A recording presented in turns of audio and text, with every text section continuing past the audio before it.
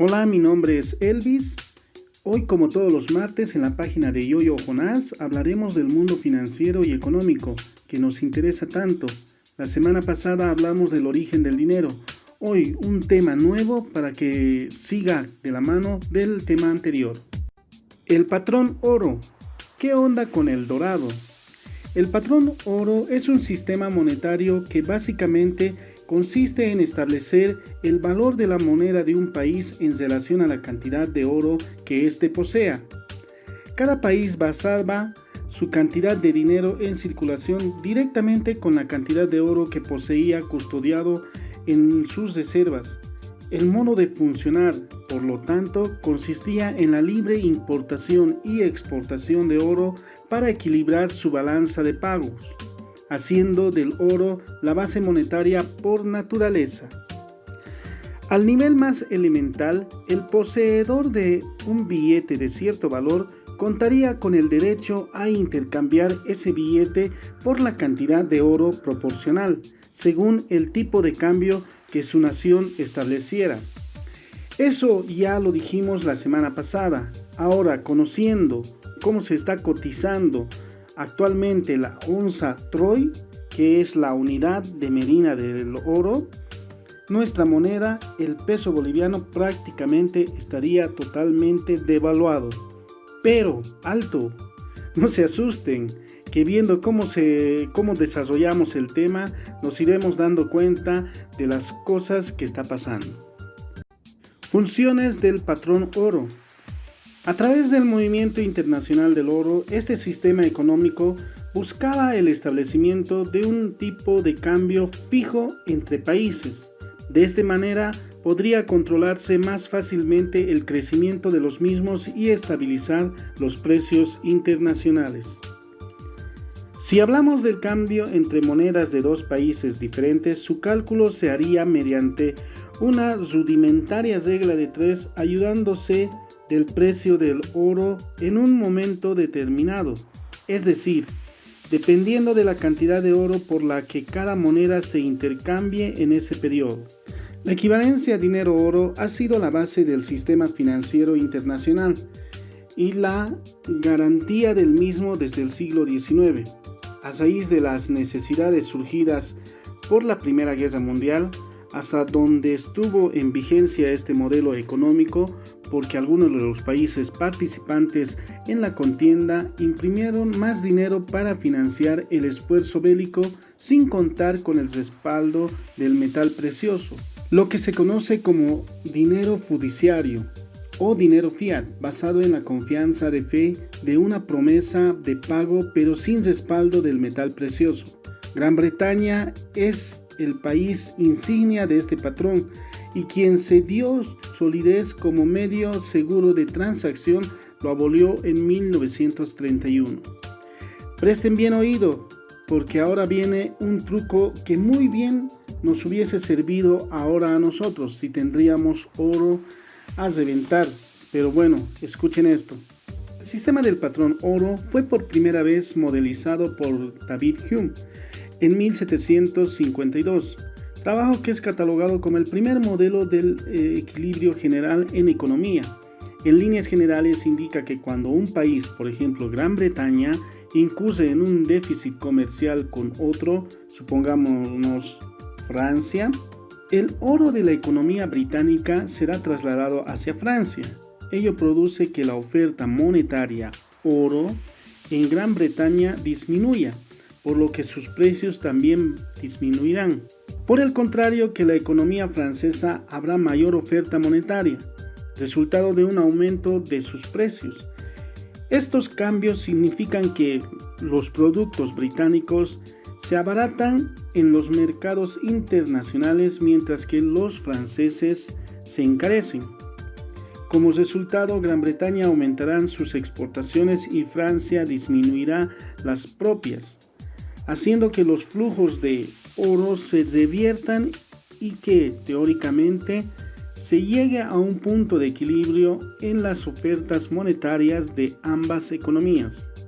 Sin embargo, pronto el modelo de Hume se quedó corto en la explicación del funcionamiento real del sistema, principalmente por 4 razones.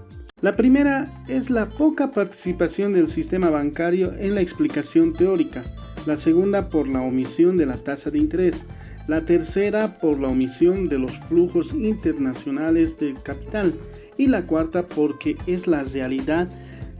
Los flujos del oro entre países eran muy reducidos, pues una vez que los bancos centrales habían puesto el oro importado en sus reservas, estos en rarísimas ocasiones estaban dispuestos a transferirlos a otros bancos. Actualización del modelo. Fue la comisión Conliffe encargada por el gobierno británico de abordar los problemas monetarios después de la Primera Guerra Mundial, la que sofisticó el modelo de Hume. El modelo llega al equilibrio de la misma forma que el de Hume, pero entre los agentes individuales lo que se transfiere es papel moneda y el oro únicamente se transfiere entre los bancos centrales de los países. Estas instituciones toman un rol fundamental, dado que, como ya se dijo, el oro no solía fluir abundantemente en la economía a otra, y cuando los bancos centrales observaban un creciente déficit comercial, en vez de girar oro al Banco Central de la economía con un superávit, es decir, aquella con la que se sostenía el déficit, reaccionaban disminuyendo la oferta monetaria para bajar los precios y hacer las exportaciones más competitivas. De este modo, los bancos centrales se adelantaban a la demanda del oro adeudado a la otra economía y mantenían el equilibrio. De este modo se explica teóricamente cómo se retorna al equilibrio sin mayores transferencias de oro. Del modelo. El sistema monetario patrón oro fue abandonado durante los años posteriores a la Gran Depresión de 1929, para evitar que precios y salarios descendieran en una respuesta a una reducción generalizada de la demanda global, de modo que los ajustes recayeron sobre la cantidad del empleo total. En estas condiciones se consideró menos dolorosa, en lo inmediato, la depreciación del tipo de cambio, es decir, el abandono del patrón oro puro para abaratar así las exportaciones. Esto evitaba la reducción de los salarios, especialmente por la presión de los sindicatos. Impuso en cierto modo este tipo de política. Todo ello además sin tener en cuenta que todos los países tarde o temprano adoptarían la misma política, recurrir a la devaluación, con lo que la destrucción del empleo durante años fue inevitable. Tras la guerra, todo intento para intentar restablecer el modelo quedó por el camino. Así fue determinante el crecimiento exponencial de Estados Unidos y el dólar durante el siglo XX, confirmándose como la economía de la moneda de referencia mundial de siglo. Además, justo antes que explotara la Gran Depresión, el modelo había evolucionado. Los países que seguían el patrón compraban y vendían divisas, dinero, de países que funcionaban siguiendo el modelo clásico. Finalmente, en 1971, con Nixon como presidente de Estados Unidos, deja de utilizar el patrón oro. Desde ese fin de la Segunda Guerra Mundial se intentó restaurar la coordinación entre las políticas monetarias de los diversos países y la libertad de comercio internacional mediante la creación de organismos como el GATT, el Fondo Monetario Internacional y el Banco Mundial. Estos dos últimos resultaron del consenso de Bretton Woods, del que hablamos ya en programas anteriores. Ventajas del oro. En la práctica, la moneda fraccionaria más utilizada a lo largo de la historia ha sido la de plata, aunque el valor de referencia era el oro. Por eso, cuando se habla de patrón oro, no quiere decir que se esté hablando siempre de la moneda circulante, de oro.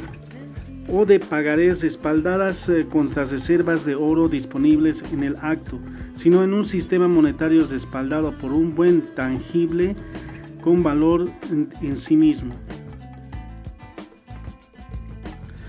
Posteriormente, los gobiernos han ido descubriendo problemas debido al uso de un patrón oro para poder controlar la oferta monetaria.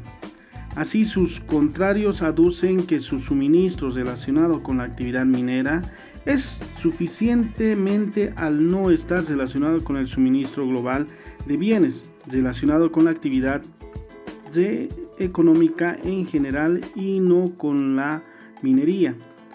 Que las reservas de oro están mal repartidas en proporción al peso real de la actividad económica de cada país en el mundo.